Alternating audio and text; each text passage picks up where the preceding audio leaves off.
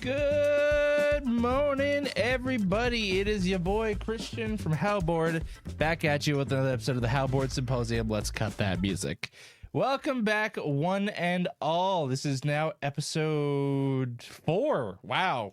Already like a month into this whole ordeal, huh?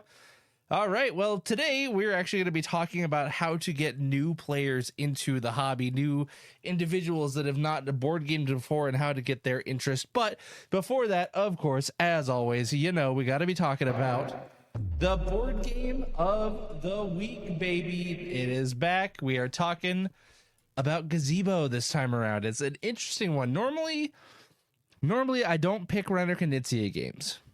No offense to those that like Knizia designs and the different titles out there. That he has like, what, 800 different board games at this point. I think it's some absurd number. I'll pull it up while I'm talking here. But I haven't been the biggest fan of his design work because it's usually pretty identical. I'm going to be quite honest. There's a lot of the time that his games, to me, at least from the outside looking in, are very, very similar to one each other. It's a very typical, on your turn, you place a tile, and then it's going to impact your scoring to some degree, is usually how I end up seeing it. And that's what a lot of them feel like. Okay, so pulling it up now, its number's probably not fully accurate. 825 games is how many he has. Not typically a solo designer, though. Interesting. I didn't know that. These credits might be off, though. I'm just on Board Game Geek right now for my source on the Reiner Knizia's page himself. But again, like I said, most Knizia games I'm not a huge fan of. It's that very similar, dropping a tile on your turn, and then you're getting maybe some points out of it, or it's getting you towards that end game of getting some points. And don't get me wrong, there's nothing wrong with a game like that. It's just a matter of every single Knizia game I come across feels like just a slightly different flavor of that. And I'm going to be honest, to me, Gazebo is really no different. So why am I talking about it as board game of the week? It sounds like I probably don't really care for it that much, or like I wouldn't want to play it. On the contrary, Gazebo is like the one exception. It's the one that I actually cling on to, the one that I do own and play and really want to play. And it's unfortunate because Knizia games are also typically 2 or more players, and that's a hard player count for me to hit some days. A lot of the time I'm just playing solo because that's what's most easily available for me to play. But this is one of those times where I'm willing to wait for the exception to that and actually break it out and play it then. And why that is, I don't even know if I can specifically say, but let's back up and we'll kind of go over briefly what Gazebo is if nobody's heard of it before, because this game did just come out last year as of recording / uploading. This is a 2025 title. Gameplay is about 30 minutes. I'd say that's pretty accurate for 2 to 4 players, and BGG does rank it as best at 2 players. And honestly, I don't want to say that's wrong. I will agree that it is best at 2, but it is also really good at 3 and 4, I think. And now what this game is it's a domino tile laying game. So you have sets of dominoes, which instead of being numbered are actually just colored. They do have iconography as well for anybody that might have trouble with colors. But they are green, blue, and pink with individual symbols on them. And basically, whenever you get 2 or more of the same color together, you create a nook, and then you get to put one of your gazebos on that set of colors. And the goal is you're trying to get rid of all your gazebos for everyone else. The first one to dump all their gazebos is the winner. Or if you end up running out of dominoes, then you end up whoever has the least remaining gazebos is the winner. So anyways, again, if you get 2 or more of the same colors touching orthogonally, then they will become a nook and you will gain control of that nook. Now, there's also like a different tier to this where you get 5 or more of the same color connected. Then that becomes a big nook and you get 2 of your gazebos on it. Now, that's important not just for getting an extra gazebo out on the board, but also because there's a bit of like overtaking to this. If you've ever played, what was it, like Worm IO or whatever? It was like the games where like Snake IO or whatever, where you could get big enough to devour other players. they kind of have that mechanism in this game where if you have two nooks of different players that would ever connect to each other, as long as they are both less than 5 or more colors, they can merge, and somebody can theoretically end up winning that nook and actually taking over, sending gazebos back to the losing player's pile, and then creating a big nook. Now, it's only ever going to happen if before the connecting piece attaches, one of the players has a bigger nook than the other. So say if I have 3 blues as a nook and my opponent has 2 blues, and I'm going to put in 1 blue that connects the two, I'm able to play that tile because my nook is already bigger than my opponent's before connecting them together, because basically the blue that's being added in you consider as a neutral one until it is claimed by someone, and it has to be claimed by somebody with a bigger nook. So if I had the bigger nook, then I would claim that new blue one as well as be stronger than my opponent's blue. So I would send their gazebo back to their pile, and I would take over that section of blues, and it would become a double gazebo because I would have, or a big nook because I'd be able to have 2 gazebos there. I'd be big enough to complete that.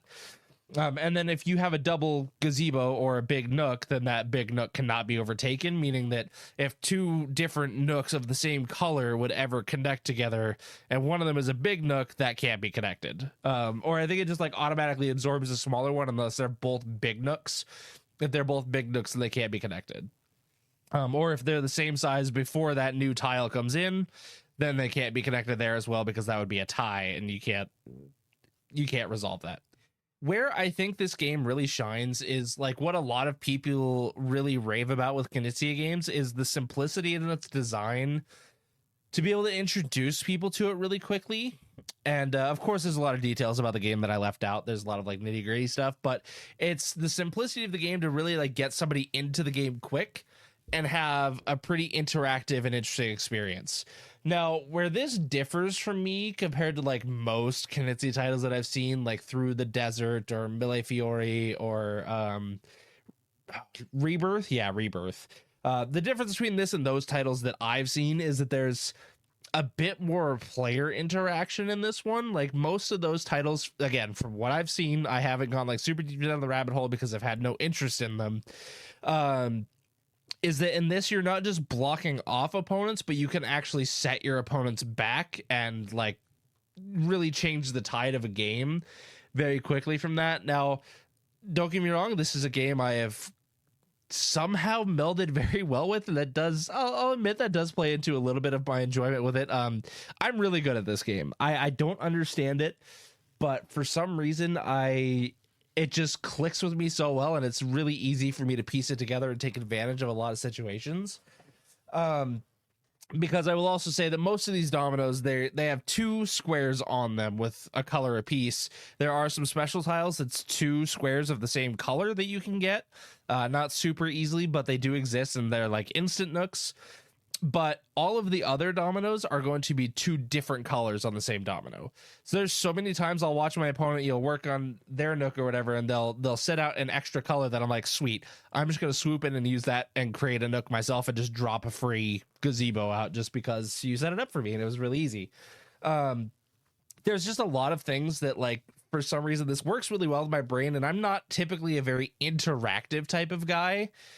I don't find a lot of joy in most player interaction scenarios unless they're done right, and I think this is one of the cases they are done right, because the player interaction is fairly minimal, like direct player interaction in the case of kicking off gazebos back to players' areas. But there's like this subtle player interaction that's like, oh, you did this thing to benefit you, but it also opened up an opportunity for me where maybe I was just going to have a really slow turn. Now you opened up a spot, and now suddenly I'm dropping out 3 gazebos in a single turn because it was just the right opening. And it's a great feeling when you snatch those little nice moments. And I think that's where the other ones maybe fall flat for me in their ideas. They don't really feel like they have those gotcha aha moments where it's just like, oh, yes, that was an awesome turn out of just dropping a single tile. And of course, it also does help that I do have the upgraded dominoes for this, and the acrylics dominoes feel so amazing to play with. I will say that does contribute as well. But overall, I think it is just a really again, simplistic design, but also very competent design in getting people that maybe aren't even that familiar with modern board games to play, and they're going to have a great time with it and see the slight intricacies of such a simple but effective design. And it probably is something I could ramble on for quite a while, because I am very infatuated with this game. In fact, it currently is in my top 20 of all time. I won't say where, but as of right now, this does sit pretty high up there, because I'm just so fascinated and perplexed by how interested I am in this one, when I'm so vehemently against any other Knizia design. Like, yeah, no hate to anyone that likes Knizia. I can understand why people like those games. Just for me, I don't see the appeal personally. Like, I don't have the appeal there to enjoy those games like most other people do, but I can kind of see where other people would get the enjoyment out of them. This is just the far and away standout exception to me of the ones that I have come across. And I know not all Knizia games are tile layers. He does a bunch of different stuff like Raw and all these other different titles that aren't just like this, but there does seem to be at the same time a very big formula behind Reiner Knizia, and I feel like that in and of itself could be an entire episode of the Knizia formula, to be completely honest, because it is something to behold how many games one person can design, and they just end up kind of almost feeling like iterations of past versions. And so far, to me, this seems like the best iteration. So that's the one that I've really been playing a lot. I do quite recommend it. It is fantastic, and two players have that back and forth. Even at base, there's two different sides of the board, which I think now for the retail edition, they are including actual like normal cardboard boards. But if you get like a certain version of it, you'll get cloth mats, which personally I am a bigger fan of over the cardboard, but that's just me. But either way, they're double-sided, so there's two different ways to play at base, and then there is an elevation expansion, which includes two more boards to play with, or two more sides to play with, that do slightly change up the rules, but it keeps the core identity of the game perfectly intact, and then just like changes up some of the extra stuff around it. You know, it's very interesting. I quite like it. I think a lot of people would enjoy it. Even for people that don't enjoy player interaction a whole lot, it's just like the perfect amount to me. Like, I'm a Euro man through and through. I love Euro games. That is my bread and butter. And this was like that perfect amount of kind of Euro-ness, but at the same time, you got to be careful because your opponents will take advantage of your moves, and you got to watch out for that. It's really fun and interesting to see. I do quite like it. There's a lot of slightly strategic stuff to it, but it's more tactical. You got to be ready to pivot on the fly, and you'll notice a lot of missed opportunities very quickly as you're playing. And it all blends together very nice. Again, about half an hour playtime. I think it's like perfect for a game like this. Maybe a little bit on the high end. It could use being a little bit shorter, but I think as people get more familiar with the game, you could definitely get that playtime down a little bit. I think I've even had like 2-player games that were done in under 20 minutes. So it just kind of depends. But either way, really, really fun game. Very colorful, which I appreciate. There are sometimes you'll see games like this that are so dry and bland, and they're just not very fun to look at. They're not appealing at all, and you just gotta like, ugh, the beige. I'm sorry, I'm also a person that's not a big fan of the beige, but I will suck it up if the game is good enough. So I think that is gonna do it. Let's go ahead and move on here into our main topic of today, which again is how to get new people into the hobby. And again, with the game that we just talked about, Gazebo, I think that is kind of like a perfect example of a game to bring people into the hobby. But before we even get to that, let's go through some of the steps here of introducing someone new into the hobby of board gaming that maybe has not played anything more than like Monopoly or Clue or Sorry or Battleship. You know, some new games that we can introduce those people to that will bring some intrigue into the modern day and let them know what's really out there. There's more than just those big box stores and their shelves of classic games. There is there's a whole world out there for them to see. And even they might have seen it if they've gone to like the local Walmart. You can see Catan or Ticket to Ride on your shelves now. Even like Wavelength or, you know, other more modern party games like that. It's not just Cards Against Humanity. There is some change out there. It is starting to evolve a little bit into the big box stores, but of course we still have a ways to go from making the hobby a bit more mainstream. So Today, maybe we turn people a little bit away from the digital and more into the analog world of gaming, because I have found that to be quite a huge embellishment to my life. And embellishment is probably not even the right word to use there. That's just the first one that came to mind. But it has been a huge improvement to my life to get me off of screens more. Ironic, as I say, behind a microphone in front of 3 monitors right now, I know. But overall, games do pull me away a lot more from the screen. And that's not to say that I don't have like movies and TV shows and stuff on in the background while I play. But more often than not, my attention is focused on the table more than up on the screen. So let's go through and figure out how we're going to get new people to maybe divert their eyes a little bit and start again going more into the analog.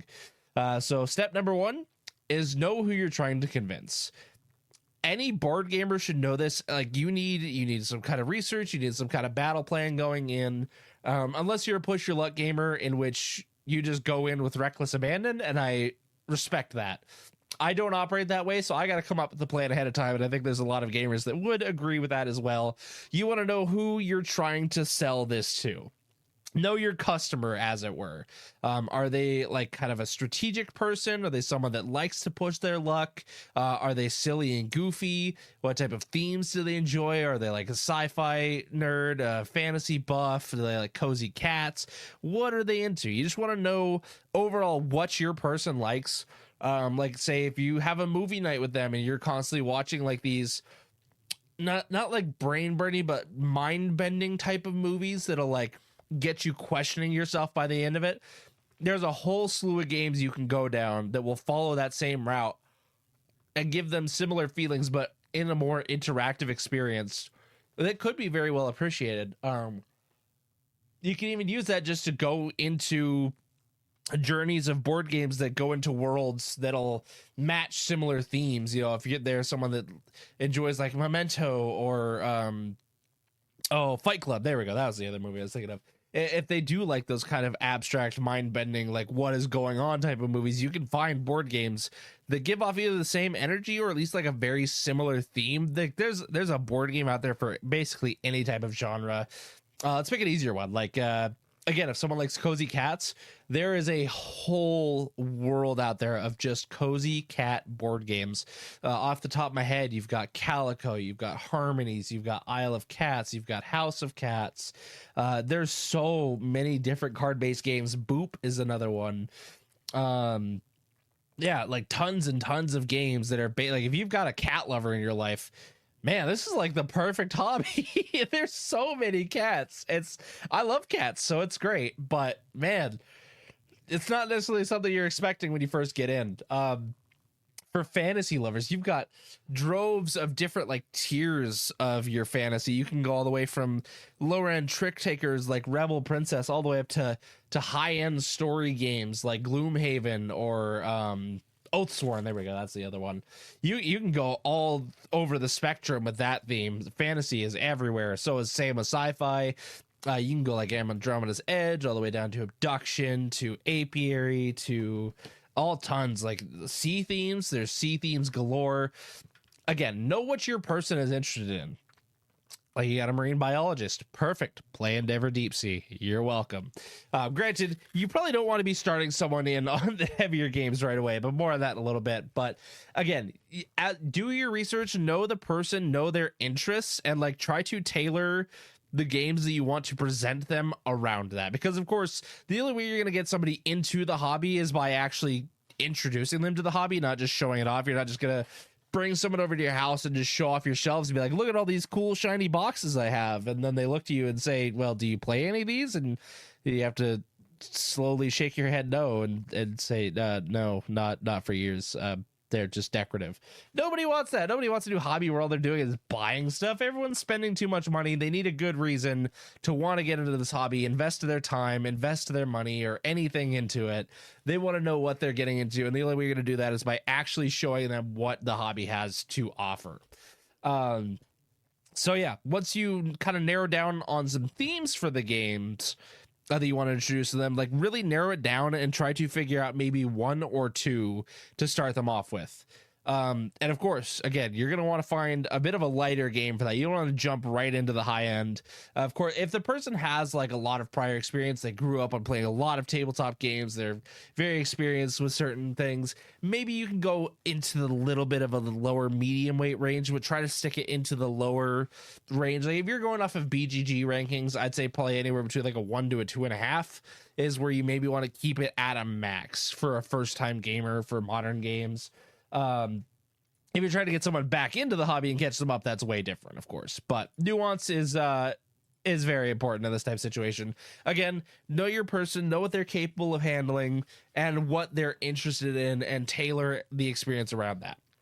Now, when you actually get them down to the table, another very important thing that you want to do is you want to create a good environment. You want it to be a welcoming space for this person to be in.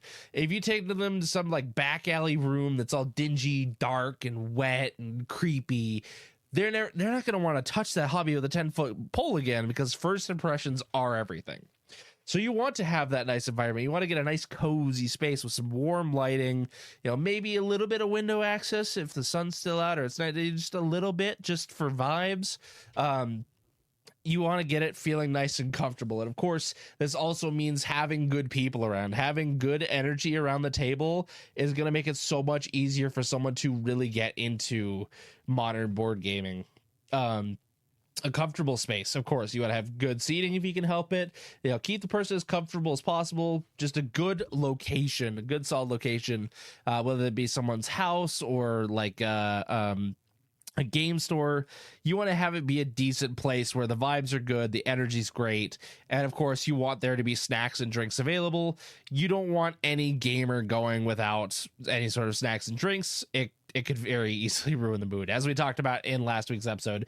Overall, you just want to make it an inviting time. Give them that initial impression that says, this is a place of joy and warmth. This is an area that I would want to spend my time in because the vibes are already immaculate. You want that energy going in before they've even taken a look at the game yet. And of course, just like with last week, if you're the one hosting, you want to have everything ready beforehand, but we'll get into that a little bit.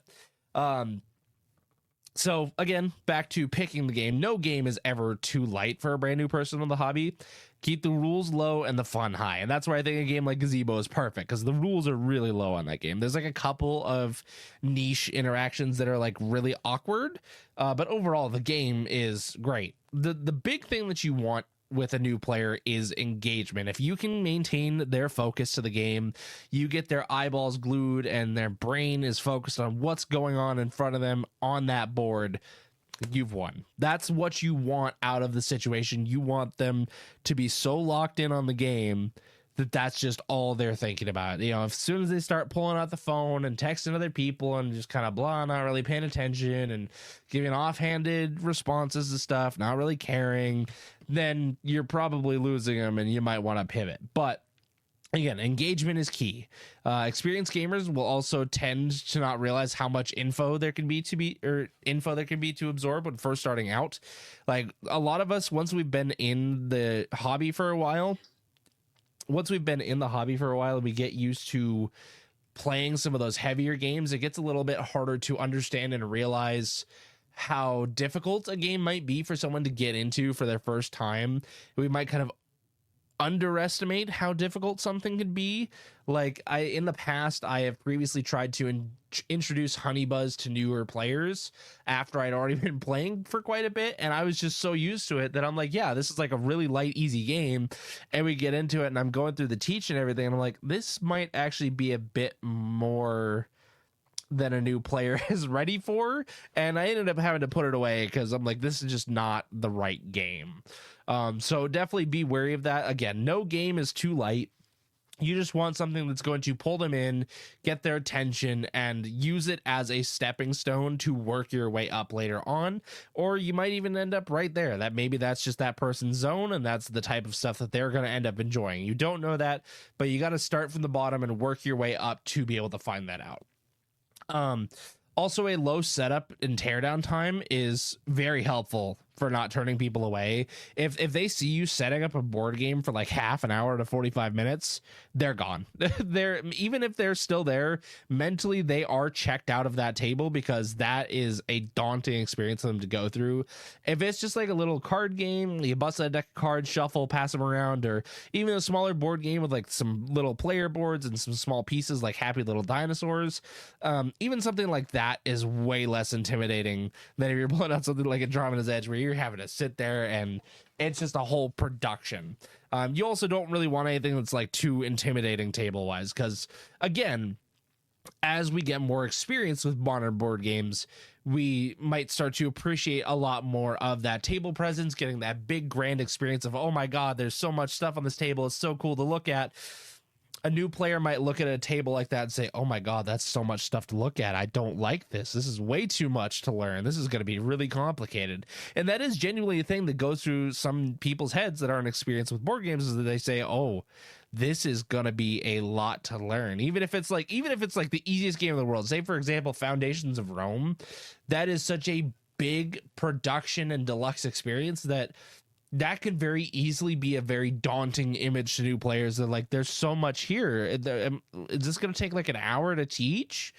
And it can be very, very intimidating. So keeping not only the setup and teardown small, but also even just keeping the box and the table presence small can really help to make it easier to adjust and learn and not be freaked out by what's going on. I'll admit I had that sometimes early on myself in the hobby. Like one of the first games that I got, I think like in the first 10 games, was Septima, the deluxe edition. The amount of times that I set that up, and it would take me like an hour and a half, I would set it up, I wouldn't even get through the first season, and I would have to put it away because I was so scared. I'm like, there is so much going on here, I'm never going to absorb all this. I probably just wasted all this money to get this game, and I'm not even going to play it. And like, thank God I ended up coming back around to it later on, but that was a very daunting thing, and it honestly almost took me away from the hobby, because I'm like, man, I'm never going to figure this stuff out. It was a rough time. And again, you got to work from the bottom. This process is a marathon, not a sprint. The goal is, you're really not trying to make a gamer overnight. You want to open the door for them. You want them to see what's behind door number one and let them understand that the world that is behind that door is a very exciting and vast one, but you want to let them explore it at a slower pace so they can actually take in the proper amount of things and not be so overwhelmed by what's behind it. It's a matter of taking it slow and really soaking it all in before it just like explodes your mind, which it very can well happen. I will say it's not necessarily a common thing, but there are times where you can get into something like this and be like, this is way, way bigger than I ever could have imagined in my life, and it's actually ruining my experience with this. Just know that, again, you're not trying to make someone a gamer overnight. You're trying to ease them into it and make a welcoming experience to let them build up that relationship with games over time. And again, with a small setup and teardown, and just like with hosting a game night, you want to absolutely know the game in question backwards and forwards before that player even sits down at that table. If they're coming to that table with questions that you don't have answers to about that game, you have failed your job. That has set expectations for this player that you don't even know what you're doing, that these games are way too complicated and not worth learning, because even someone who's a pro and a veteran in the hobby doesn't know what they're doing. And we all know from experience that this does happen a lot. We're always going to be missing rules, especially in bigger games. But if it's something you're teaching to someone that's brand new, you want to know that game backwards and forwards like the palm of your hand. Like, you want to have a full understanding and grasp of that game to give them the best, most seamless experience they have. And plus, nobody really wants to watch you flip through a rule book like every few minutes because some interaction comes up. You're like, oh, I feel like I remember reading about that in the book, but I don't remember what it said, so let me go pull it out. You know, nobody wants to watch you pull out a rule book all the time. It really, again, it just hinders that thought of like, this is what I'm going to be getting into, is constant rules checking. That doesn't seem very fun. But at the same time, you don't want to offload all of the information right away. If it's anything that's going to take longer than like maybe 3 minutes to teach a new player, again, like talking to someone that's never played a modern board game, has maybe had some experience growing up as a kid playing classic board games, if it takes like more than 3, maybe 4 minutes to explain the game, give them the core concepts, let them understand what they're going to be doing on their turn, and then answer more as stuff comes up. Guides are also a huge thing. If there's any guides for the game, make sure that that player has them handy, as well as yourself, so you can reference those symbols along with them and be like, oh yeah, this thing does that, and this is what you need to know about this as they come up. You know, you don't necessarily want to offload all of the nitty gritty stuff. They're not going to retain it, and they're going to be asking you questions about it anyways, but it might also throw off their understanding of the core rules of the game. So you want to give them the core understanding and the basic rules of what is going on in the game, as well as things that they are most likely going to be doing on their turn. And again, you can relate it to past experiences. If you know they've played certain games in the past, you can be like, oh, this happens exactly just like it does in this game, or very similar to this game, but with this little tweak. And like, if you can reference it to something they already understand, it's just going to make it click so much easier. And that's one of the best ways to teach, is trying to connect a rule to like something in the game to something else that they already know and understand. It'll form that connection. It'll solidify it a lot more. They'll be able to understand what's happening, and it'll even add this like kind of subtle bond to the game. If they have a past experience with something else, they kind of make that connection then in their mind, and they're like, ooh, yeah, let's play that game that's like this one, even though it's like a very loose connection, you know. But having those connections there will also just create those endorphins in your brain that'll make you associate it to that game and be like, yes, let's do that one again. But yeah, just like always, you don't want to offload everything right away. You want to give them just enough that they'll be able to get by, but still be able to be absorbing that information. If they can't absorb what you're telling them, then it's going to be a really tough time for everyone around the table. And of course, if you got someone else at the table that knows the rules as well, let them, you know, maybe like make them aware of the situation beforehand, have them jump into some questions or fill in some gaps that you might be missing, to give the most complete but also, again, simplistic setup that you can for this new player, because you don't want to overwhelm them, but you want them to have enough to be able to get in and enjoy the game. And during the game, like, again, you want to teach the goals. You want to let them know how to play the game and also how to win the game. Like what you're trying to do. Again, for example, with Gazebo, you're trying to get rid of all your gazebos by creating nooks, which you do by connecting multiple of the same color together. Pretty simple concept to understand. You can go a little bit more in depth with it to make sure that they know what's going on. And then you emphasize the fact that, like, once you run out of gazebos, you are the one that wins the game. You can even include thematic answers into that. Like gazebo, obviously there's not really much of a theme there. But if you're doing, for example, let me actually think of a good game, because I don't have one off the top of my head. But say, for example, you're playing Kabuto Sumo.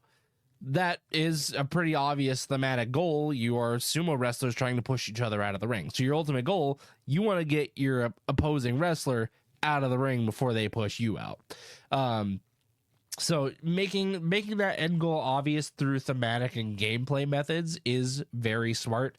Again, with important exceptions, Gazebo not really having like a thematic end game, anything that makes sense there. But let them know what the state of the game is going to look like, what they're going to be doing on the turn, how they're going to win the game. And most importantly, you need to let them make mistakes and push buttons in the game.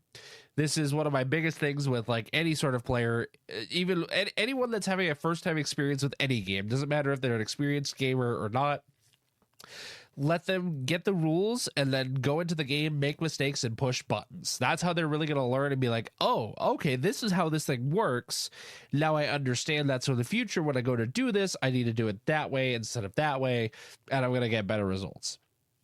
It also just brings a lot more self-accomplishment and attachment to the game, because it feels like they're starting to figure things out and not just being spoon-fed everything. Nobody wants a coach to walk them through a game. Of course, if it's something really complex, maybe you do like a couple of play turns where you're like, okay, maybe like this is kind of, if this is the direction you want to go with your game plan, you kind of want to do this, this, and this, and like maybe not do these things. You can give advice if you're doing like practice rounds, but ultimately you let them know how the game works and what they're trying to do, and then you let them run loose so that they can figure out those things themselves and actually start to piece things together. There's nothing wrong with a brand new player to a game tripping up on themselves and making some mistakes and potentially stumbling along the way. It's going to happen. We're all humans. We all need practice and repetition to really get things down, but they need to be able to make those mistakes on their own, or they're just gonna not feel like they have any sort of attachment or agency in the game. Agency is a huge thing in board gaming that really brings us back all the time, is getting to be able to make those choices and be in control of what it is that we have going on. And you also really want to make the first game about fun and not winning anyways. If you make the first game about winning, then if that player loses, it's just going to ruin the whole vibe and their whole perception of that game, and possibly even the entire hobby. They're going to think it's all competitive and that's all people care about. But at the end of the day, we're playing board games because we want to have fun. Yes, we also want to win because that's the ultimate end goal of most of these games. But a lot of the time we can take losses with grace and still have fun with the game and not really care. And this goes for both you and the new player. You know, don't make the new person feel like they have to push so hard to win, but at the same time, don't be pushing yourself so hard to win, because if you just like demolish a new player, they're gonna hate that experience. You know, if you end a game with like 98 to 47 points, that player's gonna be so crushed. They'd be like, you got more than double my score. Like, what? It's going to feel so bad. Don't crush a new player. If you need to, just start meddling around with strategies you don't normally touch. Like, if you already have tried and true stuff that you know works and will get results in a game, try out something new. Try out something completely different. Goof around. Press your own buttons. Really take your chance to explore that game as well, along with that person. You know, like if there's stuff you've not played in it, like certain paths you've not taken in a certain game, or like strategies you haven't explored, take the chance then to do it. Have fun. Goof around. And if the person ends up winning, then they are gonna love that game. That's gonna make their chance of enjoying that game skyrocket through the roof. But even if they lose, if you were both goofing around and just having fun, they're not gonna take it as hard, and it's more likely to be an opening experience regardless of whether they win or lose. You don't even make it a big deal. Like at the end of it, you know, you tally up the scores or whatever, you just say, all right, cool, great game, thanks for playing. Like maybe you even just skip tallying the scores. I mean, you can tell them up front, be like, hey, let's just go ahead and play this game. We're not going to worry about points at the end. We're not even going to add them up. We're just going to play and see what happens. If you want to add up points for yourself just to see how you did, that's fine. Let's not worry about my score. Let's just go ahead and enjoy the game. Let you push some buttons and we'll just mess around for a little bit, because that's the joy. You want the game. The end goal, like the end game is nice. It is fun sometimes. But ultimately, you're there to actually play the game itself, and you don't want that to be sullied by one moment after the fact where it's like, oh, you did so much better than I did. Now it sucks. You know, nobody wants that moment. So if you can, try to avoid that situation from happening by either just avoiding end game scoring entirely, or just like working around and say, hey, we can tally up your score just to see how you did. And then you'd be like, all right, that was actually pretty reasonable, especially for a first time player. That score is excellent. You know, give them compliments, let them feel good and confident about their gameplay. And if they're good at taking constructive criticism, you'd be like, hey, you did pretty good that game. Maybe next time you can try out this strategy and see if that works better for you. Don't push too hard again on coaching, but you can offer up maybe little bits of advice. Potentially, I would still recommend against it. Again, knowing your person, knowing how well they can take that sort of thing is very helpful as well. But if it comes down to it, I would recommend it's not. And like I mentioned earlier, keep a backup game or two just in case the first one that you bring to them doesn't land. Like I mentioned earlier, I tried Honey Buzz on a new player and it was just a big mistake. So I had to pivot over to like some lighter stuff. Like I had to really cut back on it.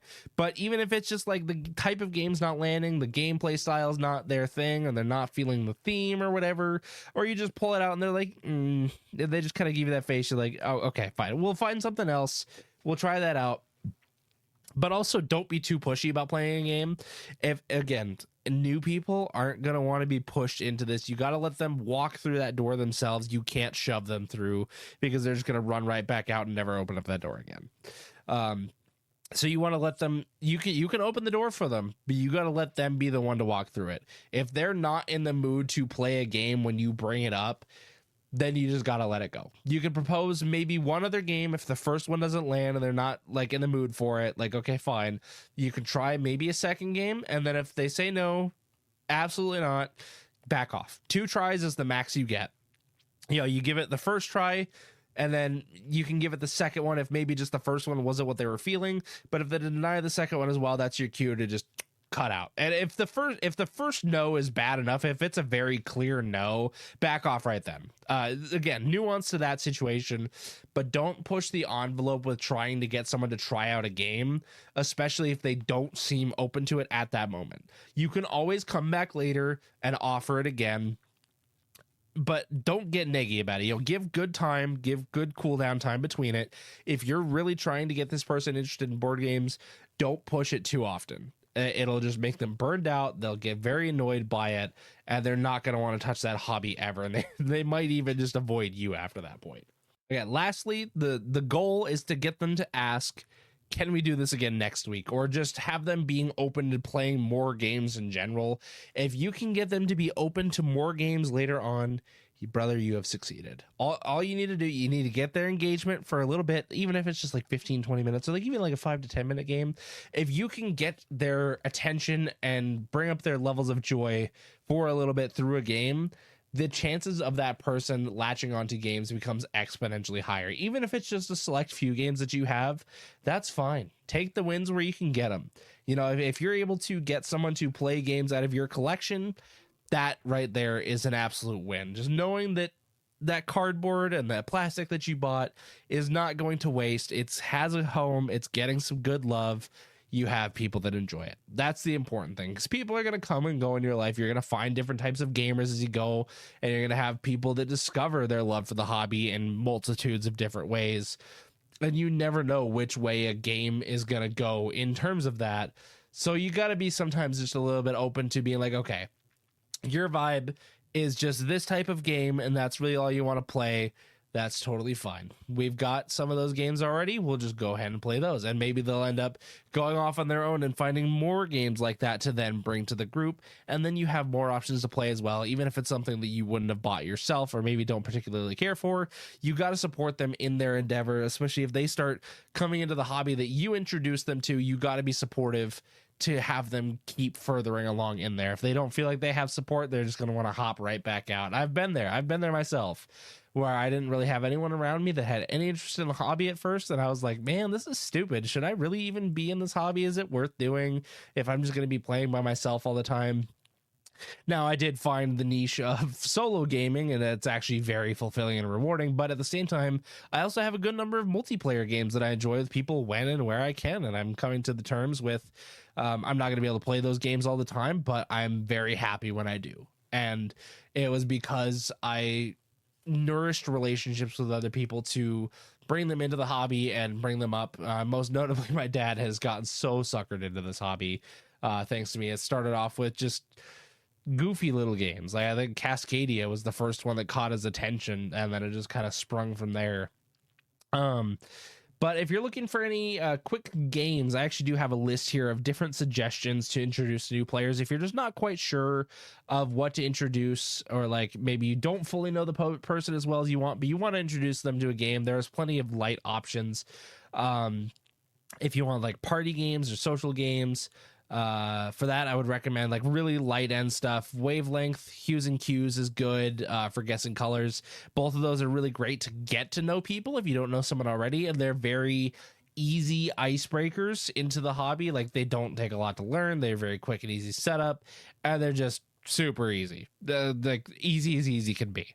Also, French Toast and Things and Rings, I think these are very fun, collaborative, not the right word I'm looking for, not competitive, oh my goodness, cooperative, there we go, cooperative guessing games, or like deduction games in a way, where in Things and Rings you're trying to, you know, match up a Venn diagram and the rules and get everyone to understand what's going on without really like getting a lot of it directly.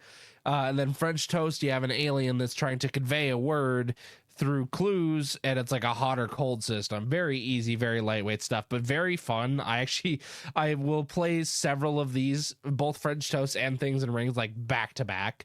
Whenever they come out, we'll just play several games back to back, and they're both super fun.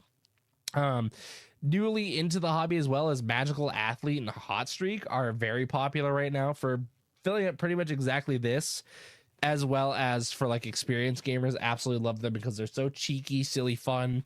Hot Streak, you get a bet on mascot racing, which you can then sabotage or help yourself as well. Whereas Magical Athlete is literally just a simple roll and move, but you get to draft your racers, and they'll have different effects that will help them move around the track differently. Both are very interesting and unique games that are also super light on rules, super engaging for new players, and will just, it'll suck everybody in for a great time. If you really want people to lock in on a game, I also recommend That's Not a Hat. Oh man, I've played this once so far, one evening, and everyone at the table was so focused because it's a memory game, but it's not an easy memory game at all. But it definitely keeps you engaged because you're like, oh god, where did this card go? What do I have in front of me right now? And it will mess with your brain, but in like really good ways. And it's really rules light, but it's super engaging and actually really addicting. I quite like that game. As far as card games go, Deducto I think is a really fun one. That's a nice little deduction game where you're trying to figure out your suspect, who the suspect is, what they're wearing, and where they're at, through just playing out a card every turn and having other people tell you yes or no whether or not something matches. I think it's very fun and clever. I really love it. Trailblazers is great. You get to build out different paths from camps to try to score points based on how long they are and how cool they look. Flip tunes, you're just hiring and dismissing cartoons to build up the perfect cast. You're literally flipping over top card of the deck for 6 slots until it fills up, and then counting however much fame you get out of that, and you just want to be you want to get the highest by the end of the game. It is just completely random, but it's a deck building game, very light on rules, very easy. Happy Little Dinosaurs is one that really got me into the hobby. It was super easy. It's basically war with a player board where you're trying to get your dinosaurs to evade extinction. Very cool on that one. For 2-player, absolute hits. Hive is a great one. That one's everywhere. You can play it just like anywhere you want. There's just a set of acrylic tiles that's fairly chess-like, but also quite abstract. Boop, another easy one that's kind of checkers-like, or not checkers, tic-tac-toe. I don't know what I was thinking. Layers is a new addition to this. I think it's great, especially if someone played a lot of Battleship growing up. Very easy to teach someone this at base, and then very easy to expand them from there into higher elevations, which is great. Mad Kala is one that I love. Of course, I grew up on Moncala. You just add in some asymmetric abilities and some attacks to it, and I think it's quite clever, pretty easy to teach, great iconography. Love Mad Kala. Sail is great for not only having a cooperative game, but also introducing the trick taking. I personally am not a fan of trick taking, but this is like one of the exceptions because of the cooperative nature of it. It also scales in difficulty. You can get as hard or as easy as you want, depending on which level you go after, and you can do different abilities and stuff. But overall, still pretty simple on the floor. Bombastic is a great, just like 2-minute game. Like that game is over so fast. You're re-racking it before you even know it. And you'll play like 5 games in 10 minutes, and it's a great time. Just an elevated version of tic-tac-toe, a very explosive version as they put it. For puzzly games, Sagrada is a good one. Abduction's great. Azul fits really well. Sausage is a surprisingly funny one to me, that actually comes up really well in my group. It took off really good with a couple of my friends. They absolutely love the crap out of Sausage. It's hilarious. It's also got a little bit of Take That in there too, for those people that like it a little bit more spicy. If you're looking for some dexterity games, Barbecubes is good, as well as Tinder Blocks. Really, any of the Alley Cat games. They also got Bookshelves coming out soon, I believe it was. Cats knocking things off ledges is another one I found recently that's a lot of fun. Try to build like a cat tree and then knock things off it without knocking over the structure. Quite interesting, that one, I think. Kabuto Sumo is a coin pusher, which I think is interesting. Jerpolter, trying to drop just the right things out of your hand. This one I didn't get as well into, but I think it will have its moments as well. It's a good little fun game. For Push Your Luck, of course, you've got Flip 7 is a classic one. Quacks of Quedlinburg is great. An underrated one is Lure, where you get to choose like how many dice you get to roll to try to catch fish, but if you use more dice, you're going to be last in turn order, so there might not be fish by the time it comes to your turn. That one's quite clever from All Play. There's a ton of good Push Your Luck games. Mlem Space Agency is probably another one. I've never played it. I've heard good things about it. As just kind of some basic recommendations for games to kick off the ground with new players. Take notes on any of those if you want. These are just starting points that I think are really good for new players, especially for introducing new people, to keep it rules light but very fun. And if you've got any of your own, that would be great. I would love to hear it. If I don't remember if I brought it up in the last episode, but I do have an email now for this podcast. If you're interested, it should be howboredpodcast@gmail.com. Let me just double check that to make sure I'm not bluffing you here. It is howboredpodcast@gmail.com. If you're not listening on YouTube or you don't have a place you can leave comments, go ahead and send me an email and let me know on there what kind of games you introduce to new players. I'd be very curious to know. That'll be our question of the day, is what game do you typically use to introduce new people to the hobby? I think mine probably at this point is Gazebo. I'm so obsessed with Gazebo, and I want to see how new people react to it because I love it that much. But yeah, I would love to know what games you guys are introducing to the hobby. And if you want to use that email to talk about anything else, board games, feel free to shoot me a message that way. I don't check it quite all the time, but often enough that I'll get back to you in a reasonable amount of time. And if you're on YouTube, of course, feel free to leave comments. I do not mind hearing from you guys whatsoever. I'm just here to chat and have a great time. And that is going to lead us into our last segment of today because the main topic ran a little bit long. Let's go ahead and get where to go. There we go. Into the end segment here. We've already talked about the question of the day. I jumped the gun a little bit on that, but about stuff I got going on right now, I actually did just get my copy of Deep Regrets here a couple days ago, which did come with the Even Deeper Regrets expansion as well as the Shallow Regrets Button Shy game. I've already played that one a few times, thankfully, but Deep Regrets was completely new to me. As of recording, this is June 8th. I am recording this podcast. I have played Deep Regrets twice so far, both times solo. I remember seeing a lot of people on the forums when I was first looking at this game and before it was backed. I remember seeing a lot of people didn't care for the solo mode for it just because it takes away a lot of the core game. But I think there's still enough there that I really enjoy it. I like the aspect of being like a researcher that's going out and I'm trying to get all of these fish. I think it's actually a really cool time. I can understand it's not everyone's cup of tea, especially if you got the game expecting just the core game. It is one of those games that kind of diverts expectations just a little bit when it comes to the solo mode, which is fine. I kind of like the idea sometimes of having a game that's almost completely different from what it is normally when you're playing it solo. I kind of like that. It's like a different identity in a way, like a secret identity that you're only going to see if you play it solo, and I play solo all the time, so of course that's all what I'm in for. But I think it'll be great to have it for both a solo experience as well as a multiplayer time. Again, another kind of lighter game. I wouldn't necessarily recommend it as a first time game for somebody, but I think it is quite neat. I obviously love the theme. It's a great kind of horror theme with almost Rick and Morty style art in a way.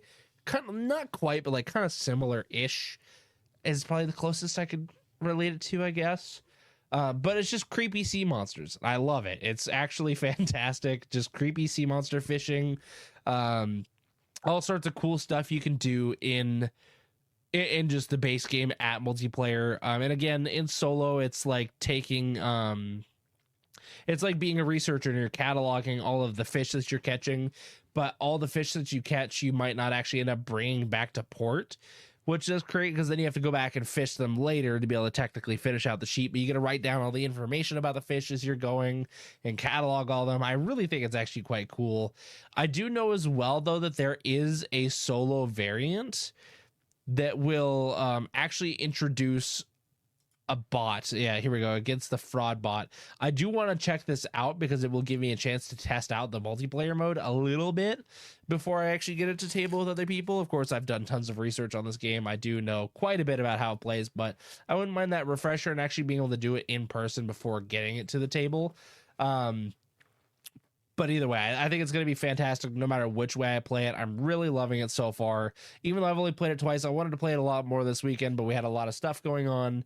And unfortunately, right now, I'm currently dealing with what I'm pretty sure is carpal tunnel. I haven't gone to get it checked because it's not bad enough yet. So I'm still kind of holding on to it. I got braces on. I'm doing all the resting and whatnot, but it has been aching a little bit. So I've been not playing as many games so far this month. I am a little bit behind in my plays, but I'll save most of that for the stats. I'm just enjoying Deep Regrets at the moment. Probably going to get through most of my plays for it this month for my 10x10. But I'm not mad about that because I will probably be playing it all year long as well, and I'm very excited for it. I still have Old King's Crown on the horizon as well, coming sometime this month, hopefully, maybe like early July, which would be fine. But I got to look forward to that coming as well, which is also super, super exciting. Been having pretty good time in gaming lately, the amount that I've been able to get in. This is just going to be kind of an awkwardly slow month for me. There's a lot of different stuff going on. My schedule is changing. I got the hand thing going on that makes it a little bit harder to play games, busier weekends. One of my favorite games is about to go out of service here pretty soon, so I'm going to be enjoying as much of that as I can before it's gone. You know, whatnot. So there's many things going on for the month of June this year, but I'm gonna kick back and relax and enjoy as much of it, I think, as I can while it's here. But it is, again, probably gonna be a slower month in terms of my board gaming. But that is all I got for y'all today. Thank you so much for tuning in. Always a pleasure to talk at you guys. And I will be seeing you next week, which will be the 20th. There we go. I know my math. Anyways, thank you all for showing up and listening today. It's a pleasure having you here as always. Don't forget howboredpodcast@gmail.com. If you're interested in sending me a message, feel free. I will see you guys. Well, I'll talk to you guys all in the next one. As always, happy gaming. Peace out.